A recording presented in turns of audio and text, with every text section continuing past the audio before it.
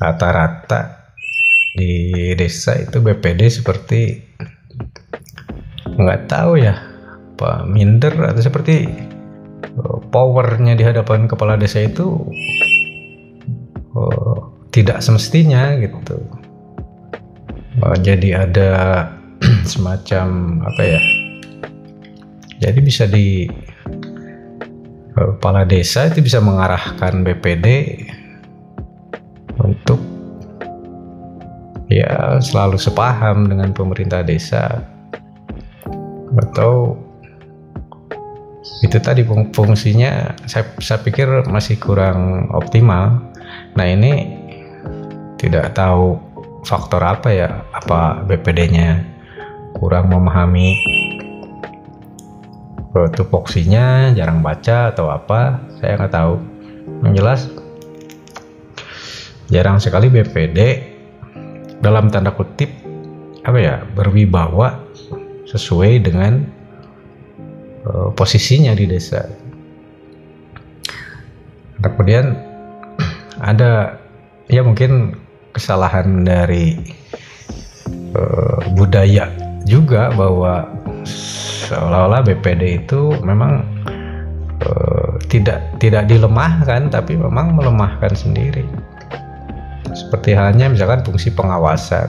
Nah, rata-rata kan BPD itu mengawasinya pada saat-saat program pelaksanaan pembangunan di desa, barulah agak rame mengawasi, maksud saya gitu. Jadi program-program yang menyangkut dengan anggaran biasanya mereka lebih apa ya, lebih bersemangat. Padahal kan enggak gitu juga. Mulai dari perencanaan yang ditetapkan di Perdes, karena Perdes itu kan produk mereka juga, PPD bersama kepala desa. Harusnya dari mulai perencanaan dia ikut serta, kemudian mengawasi prosesnya, kemudian pas pelaksanaan programnya, dan juga bahkan sampai ke tahap peng-SPJ-an.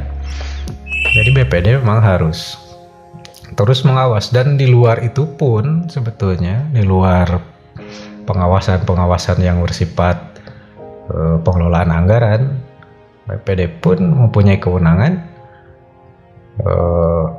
mengawasi di bidang lainnya, misalkan pelayanan publik dari desa seperti apa. Apabila ada yang harus bisa ditingkatkan, ya BPD bisa memberikan masukan. Lalu satu hal lagi nih, kadang-kadang ya ada juga misalkan BPD yang ya kurang beretika lah dalam pelaksanaan pengawasannya itu. Di Undang-Undang Desa bahwa BPD itu fungsinya, salah satu fungsinya adalah mengawasi kinerja kepala desa dan pemerintahan secara umum. Tetapi itu bukan berarti bahwa BPD gini lah, misalkan langsung negor ke perangkat desa gitu, atau negor ke RT RW. Itu BPD secara etika itu tidak tepat menurut saya. Kayak ini aja lah, DPRD kalau manggil kepala dinas gitu, atau manggil OPD yang lain, itu kan suratnya harusnya kan ke bupati. Jadi bupati dimohonkan untuk menghadirkan kepala dinas anu misalnya gitu. Nanti bupati yang menginstruksikan bikin surat tugas atas dasar permohonan tersebut. Nah, BPD pun kurang lebih seperti itulah. Jadi nggak ada cerita BPD itu negor, apalagi nyarekan perangkat desa atau bahkan RT RW sekalipun gitu.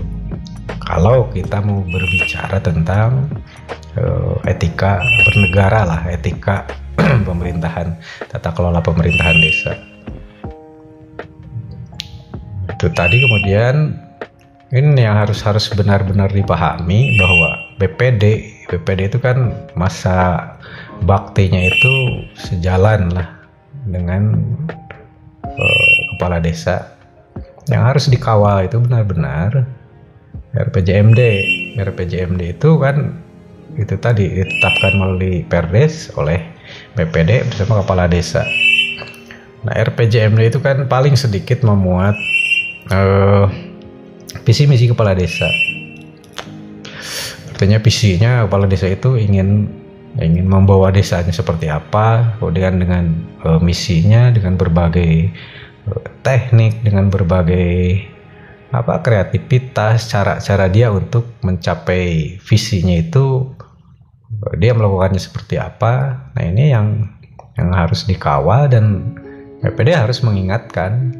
Kan ada pertanggungjawaban kepala desa itu, ada yang per 6 bulan, ada yang di akhir tahun, dan nanti juga ada yang di akhir masa jabatan. Nah,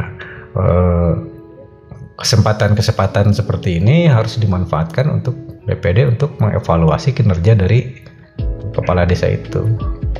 Nah, permasalahan akan timbul ketika BPD tidak cukup power untuk mengkritisi pemerintahan desa, atau bahkan tidak berani untuk memberikan masukan. Nah, ini akan menjadi salah kaprah, sehingga kepala desa rata-rata berasa menjadi ya raja-raja kecil gitu di desa. Seolah-olah itu personal yang tidak dapat disentuh, di untouchable gitu. Ini kan berbahaya. Seorang yang katakanlah diamanati jabatan sebagai seorang kepala desa, di mana dia memang bertanggung jawab terhadap pengelolaan pemerintahan desa, kemudian sebagai penanggung jawab anggaran di desa, lalu kontrol yang lemah. Nah, ini akan berpotensi ya berbagai kelemahan-kelemahan.